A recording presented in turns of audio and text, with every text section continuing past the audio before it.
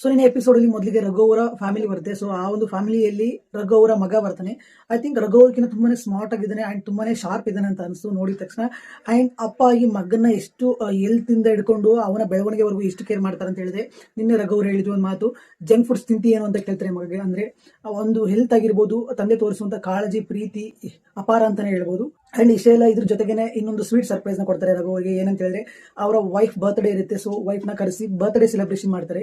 So ಆ ಒಂದು ಖುಷಿಗೆ ಭಾವುಕರೇ ಆಗ್ಬಿಡ್ತಾರೆ ರಘು ಅವರು. ಅಂಡ್ ಇಷ್ಟೆಲ್ಲ ರಘು ಅವರ ಹೆಂಡತಿ ರಘು ಅವರ ಕೆಲವೊಂದಿಷ್ಟು ಸೀಕ್ರೆಟ್ಸ್ ನ ಹೇಳ್ತಾರೆ. ನಮ್ಗೇನೆ ಶಾಕ್ ಆಗುತ್ತೆ. ಅವ್ರು ಬಿಗ್ ಬಾಸ್ ಮನೆಯಲ್ಲಿ ಇರೋದು ಒಂದೇ ಅಂಡ್ ಮನೆಯಲ್ಲಿ ಇದ್ದಂತ ರೀತಿನೇ ಬೇರೆ. ಅಂಡ್ ಐ ಥಿಂಕ್ ಅವ್ರು ಪ್ರೌಡ್ ಫೀಲ್ ಮಾಡ್ಬೇಕು. ಯಾಕಂದ್ರೆ ಅವ್ರ ಹೆಂಡತಿ ಅವ್ರು ಹೆಂಗೆ ಇದ್ರು ಸ್ಟಿಕನ್ ಆಗಿ ಹೋಗುವಂತ ರೀತಿ ಆಗಿರ್ಬೋದು, ಆ ಮನೆಗೆ ಅಡ್ಜಸ್ಟ್ ಆಗಿ ಹೋಗುವಂತ ರೀತಿ ಆಗಿರ್ಬೋದು, ಅಂಡ್ ಅವರ ಗಂಡ ಎಷ್ಟೇ ಸ್ಟಿಕ್ ಆಗಿದ್ರು ಲೈಕ್ ಆ ಒಂದು ಸ್ಟಿಕ್ ತನಕ್ಕೆ ಇವರ ಒಂದು ಕಾಂಟ್ರಿಬ್ಯೂಷನ್ ಏನಿರಬೇಕು ಆಸ್ ಎ ಹೆಂಡತಿಯಾಗಿ ಅದನ್ನ ಅಚ್ಚುಕಟ್ಟಾಗಿ ನಿಭಾಯಿಸ್ಕೊಂಡ್ ಬಂದಿದ್ದಾರೆ ಆಸ್ ಎ ಹೆಂಡತಿಯಾಗಿ ಇಲ್ಲಿವರೆಗೂ ಅಂತ ಅನಿಸ್ತು. ಅಂಡ್ ರಘು ಅವ್ರು ಯಾವ ರೀತಿ ಸ್ಟಿಕ್ ಅನ್ನೋದು ಕೂಡ ಗೊತ್ತಾಯ್ತು.